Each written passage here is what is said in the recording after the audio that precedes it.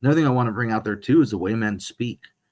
This is something I've just caught a lot recently, and I think it needs to be addressed. But Catholic men seem to have some Catholic men, I'll say, have no problem with using vulgarity, profanity, cuss words.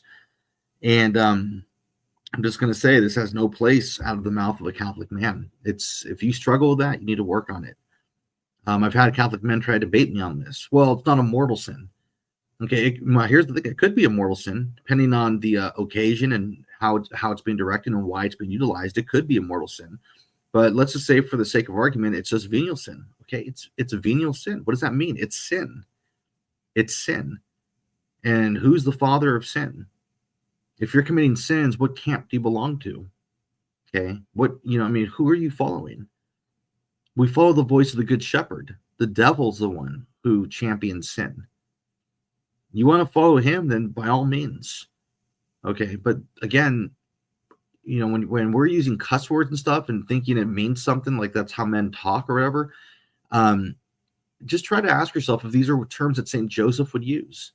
When you're talking, using demeaning and dehumanizing, degrading terms about women, are these things that St. Joseph would say, or would have said? Would he have said this about the Blessed Mother or about others? Is that how St. John, the beloved disciple, would have talked about St. Mary Magdalene, for example? Of course not. You see, so Scripture tells us in Ephesians 4:29. Let me read this to you really quick. Do not let any unwholesome talk come out of your mouths, but only what is helpful for building others up according to their needs, that it may benefit those who listen.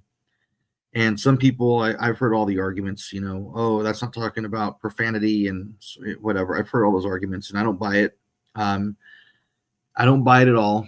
There's still language that can be used present day that's not conducive to being holy, to being a saint. If you're setting your bar high for heaven,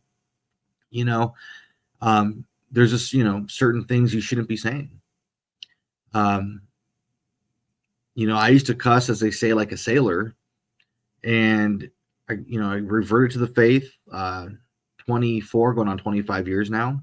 3 years in is when I made the determination one evening. I said, I got to stop talking this way. And I asked God to give me the grace, and he did. In 21 years, I can count on one hand, maybe second hand, the number of times I've used a bad word. I've confessed it each time, because there's no point in me using those words. But I wrote this note down. All cultures and languages have and have always had their own unique, quote unquote, cuss words, terms that are considered not suitable for polite society. They are used precisely because their nature is to be offensive, and they break linguistic taboos. In Ephesians 4:29, the one I just read to you, the Greek term for unwholesome talk that St. Paul uses is sapros. Sapros means rotten, putrid, bad, evil, corrupted, poor quality, harmful, and offensive. Okay, that's what that term means when St. Paul says there should be no unwholesome talk coming out of your mouth. Early church father Tertullian said, do not allow pollution to be contracted even by a word. As St. Paul says, let no base speech proceed out of your mouth. We are to mortify our base talk. That's what Tertullian says. By the way, base is not a good word. I know today they use like it's a positive thing. Base is not a positive thing. Okay. Base in a sense means animalistic. Like you're going to your animalistic core and nature. And we were made higher than the animals. All right. So just keep that in mind. Saint Cyprian of Carthage, one of the saints I had recommended as a good male role model, said, let no evil discourse proceed out of your mouth, but that which is good for the edification of faith, that it may give grace to the hearers, blessing, not cursing. Of this same thing in the gospel according to Matthew, he who shall say to his brother, thou fool, shall be liable to the Gehenna of fire.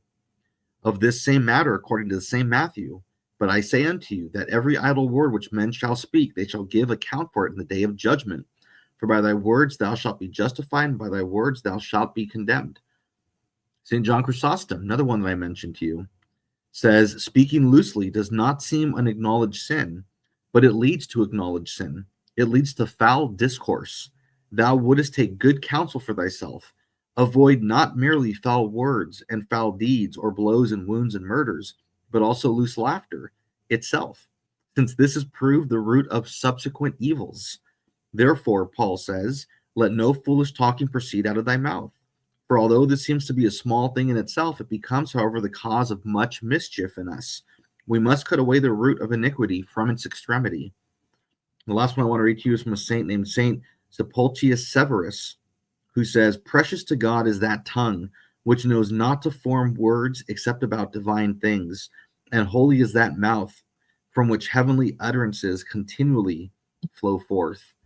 So I want to read that to you because I think that this is one area that Catholic men have to work on.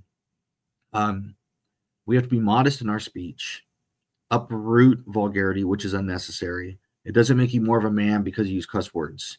And yes, there's a place to be righteously indignated, but that still doesn't mean you have to use cuss words. Again, we have to embody what it means to be chivalrous. That's what really what the world needs is that example of chivalry from Catholic men.